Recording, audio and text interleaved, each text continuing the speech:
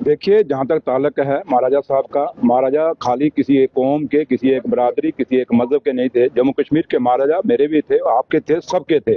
और महाराजा साहब के लिए हमारे दिल में, मेरे दिल में और सबके दिलों में बहुत जगह है। और जो मेरी स्टेटमेंट है उसको तोड़ मरोड़ के कुछ लोग अपनी टीआरपी बढ़ाने के लिए और अपनी खबरें चलाने के लिए, और जिनको कोई देखता नहीं, जिनका कोई व्यूअर नहीं, उसको व्यूअरशिप को बढ़ाने के लिए ये स्टेटमेंटें तोड़ के मेरी स्टेटमेंट को तोड़ के बताया जा रहा है। जहाँ तक महाराजा साहब का ताल्लुक है, कल उमर साहब ने असेंबली के अंदर बिल्कुल क्लियर कर दिया है कि महाराजा साहब का क्या रोल था, 13 जुलाई का में क्या हुआ था, उसके बाद महाराजा साहब ने क्या किया, सब कुछ उन्होंने अपना एक पूरा अपने भाषण में समेट दिया। तो लिहाजा महाराजा साहब के ऊपर कोई कंट्रोवर्सी नहीं, बात कुछ और थी। क्योंकि जो सवाल मुझे किसी ने पूछा था, किसी और कंटेक्स्ट में पूछा था कि महाराजा साहब, महाराजा कैसे चुने जाते हैं और गवर्नमेंट कैसे, उस संदर्भ में मैंने अपनी स्टेटमेंट दी थी। तो लिहाजा उन्होंने तोड़ मरोड़ के दी थी। लेकिन मैं फिर भी कहता हूं कि महाराजा साहब, महाराजा करण सिंह जी, वो हमारे यहाँ पे चुने गए, 2 बार चुने गए, वो एमपी बने, वो दिल्ली की सरकार में वो मिनिस्टर रहे, सदर रियासत रहे। तो इसलिए महाराजा साहब के खिलाफ हम कहाँ जा सकते हैं। रही बात कि उनके जो अपने महाराजा करण सिंह जी के दोनों बेटे मेरे साथ अपर हाउस में मेंबर रहे, अजातशत्रु साहब और विक्रमादित्य जी, और मेरी उनसे अच्छी अपनी एक दोस्ती, एक मतलब मेरे भाई समान है। तो लिहाजा महाराजा साहब के ऊपर हमने ना किसी को, क्योंकि हम कभी सोच भी नहीं सकते कि महाराजा साहब के शान के खिलाफ हम कुछ कह सकते हैं।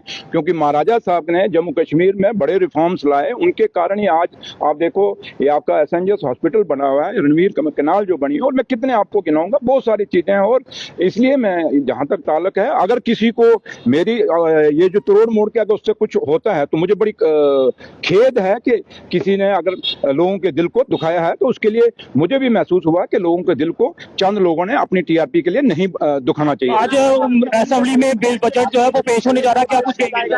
महाराजा के लिए पूरा प्रेम है, श्रद्धा है और रिस्पेक्ट है, और उनके परिवार के लिए आज उनके, मतलब मैंने कहा ना कि मेरे भाई हैं वो दोनों, अजातशत्रु जी और विक्रमादित्य जी, उनसे मेरे अपने पर्सनल रिलेशन है। तो इसलिए मैं उस परिवार के खिलाफ कैसे मतलब उनके पर्सनल टिप्पणी कैसे कर सकता हूँ, ये सवाल ही नहीं पैदा होता। असेंबली में सर क्या कहेंगे? डेली वेजर्स को बहुत उम्मीदें हैं। देखिए, एक अच्छा बजट है, आएगा, और जब आप शाम को सुनेंगे आपको लगेगा कि जिस मकसद से जम्मू कश्मीर के लोगों ने नेशनल कॉन्फ्रेंस की सरकार को चुन के भेजा है, हमारे लीडर कायद डॉक्टर फारूक अब्दुल्ला साहब को वोट डाला है, उमर साहब को आज हमारे चीफ मिनिस्टर बने हैं, लोगों के जो अरमान और ख्वाब हैं वो इस बजट में जरूर दिखेंगे।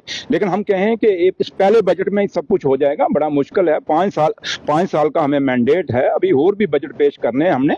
तो लिहाजा सबका जो हक बनता है वो हक उनको मिलेगा। और हमारी कोशिश ये रहेगी कि जो गरीब लोग हैं, जो गरीब अवाम है, जिनके लिए सबसे बड़ी मुश्किलें उनके लिए हैं, और खासकर नौजवान जो बेरोजगार आज घूम रहे हैं उनके लिए, और जो डेली वेजर हैं, हर चीज को जो, और दूसरा जो हमने मैनिफेस्टो में, जैसे उमर साहब ने कल हाउस में भी कहा, हमारे जो हमने वादे अपने मैनिफेस्टो में किए हैं, एक एक वादा जो है हम पूरा करेंगे। और लोगों को जो हमने जिन वादों से हम करके यहाँ तक पहुंचे हैं, उन वादों में कभी कोताही नहीं होगी। और हमारी कथनी और करनी में ना डॉक्टर फारूक अब्दुल्ला साहब के में फर्क आएगा, ना उमर अब्दुल्ला साहब के में फर्क आएगा। यूनिट बिजली फ्री और सिलेंडर मैंने के लिए खुशखबरी है। मैंने कहा ना, आज आप जब बजट आएगा उसमें आप खुद खुश होंगे कि क्या क्या आया, और आपको महसूस होगा कि ये वो सरकार आई है जो हमारी चुनी हुई सरकार है, आप लोगों की चुनी हुई सरकार है। आपको महसूस होगा जो पहले यहाँ पे सिलेक्टेड लोग जो यहाँ पे हमारे बजट बना रहे थे, उनसे आपको निजात मिलेगी, और अपने चुने हुए लोग आपका जब बजट बनाएंगे वो आपके हित का और आप लोगों के